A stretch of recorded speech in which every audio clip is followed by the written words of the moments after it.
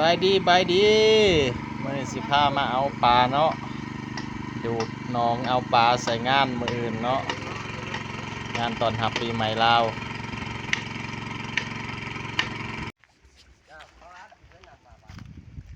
อ่านก็มาบ่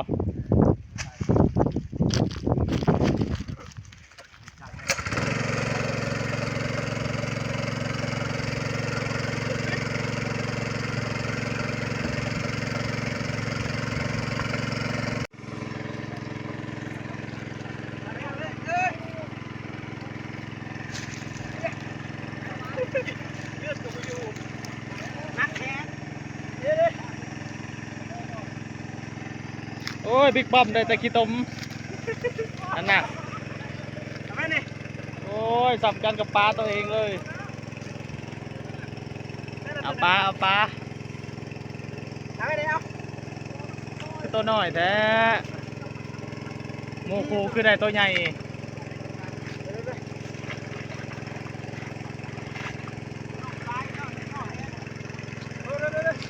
นี่เนาะพอใหญ่นี่เราถอดเสื้อใช่เลยพอใหญ่นี่นะ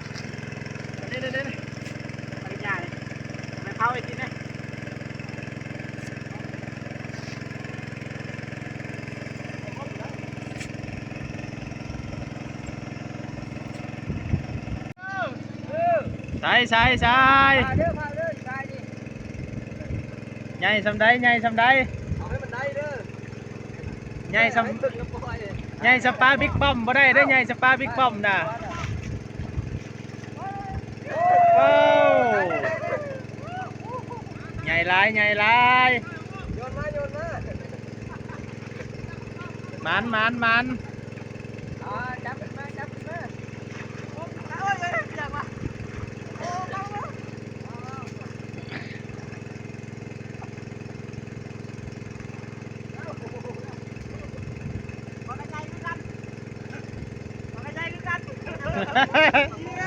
ได้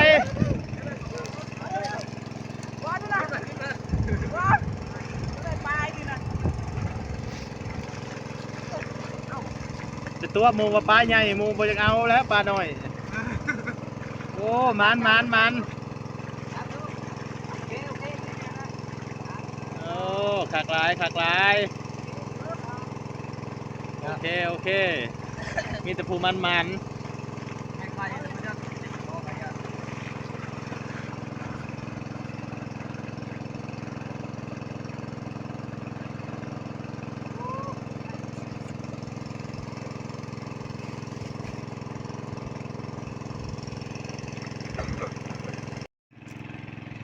นอยู่บ่พะไยได้อยู่บ่น้อยเต็มคลองโอ้ยนักป่าจนจอยผู้ถือของกะเต็มคลองเลยเห็นบ่นี่โอ้หิวของจนจอยเชื่ออยู่สิให้เบิ่งของดีใช่เด้อันนี้ก่อนเอาดีเลยของดีครับก็นี่มันดีลายอยู่ใช่มีบ่ตัวใหญ่นะเสียงเบิ่งของดีของเสร็จได้ปะพ่อใหญ่เอาไปใหญ่ได้พ่อใหญ่เลยโอ้พ่อใหญ่คือครับว้าวเอาไปเผาอันนั้นได้บอกว่าเอาเกลือขี้ต้มแล้วเผาบ่ได้บ่คักแต่ได้น่ะพ่อใหญ่เอาปลาหน่อย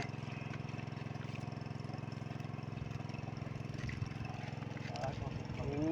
หลายปลาหลายขนาดปลาหลายปลาหลายนี่ผู้นี้ว่าปลาหลายหมูมาได้เต็มแหผู้นี้แกว่งมาได้จักโตเลยนี่โอ้โหดไล่ประมาณนั่นนี่เลี้ยงลูกเลี้ยงเมียได้อยู่บ่ได้แต่ต้นน้อยพ่อใหญ่อ่านเดี๋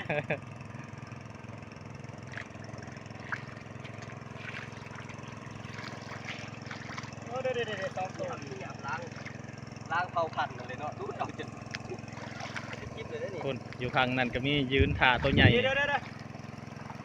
ชอบตัวใหญ่บ่อนขึ้นหยกยางขาว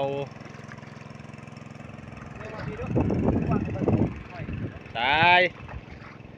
แฝงแตกอยู่บ่โอ้แหกระสันขนาดเนาะสิได้ตัวน้อยหรือตัวใหญ่เฮ็ด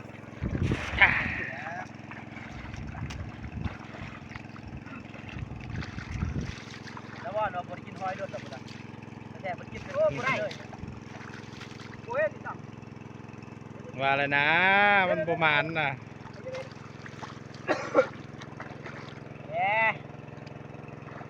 ไป นี่นี่ คือได้ตัวใหญ่แท้เจ้า โอ้ยกวางในบ้านน่ะตู่ เต็มคลองเต็มคลอง กวางนะครับกวางกวางเอ้ยนักกวาง คักหลายพี่น้องปิ้งแบบฮ้อนๆเลยนี่เผาเป็นโตเลยนี่คักหลายของไฟเผาเลยเนาะคักนี่กำลังมักเกลือทาเกลือใส่มีแต่โตใหญ่ๆคักหลายโอ้มีแต่โตใหญ่ๆเนาะไอ้เนาะ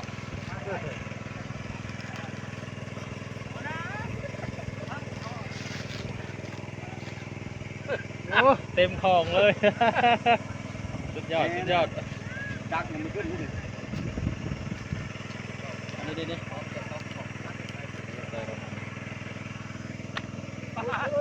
ตัวนี้จะครบของแล้วตัวนี้เนาะครบของแล้ว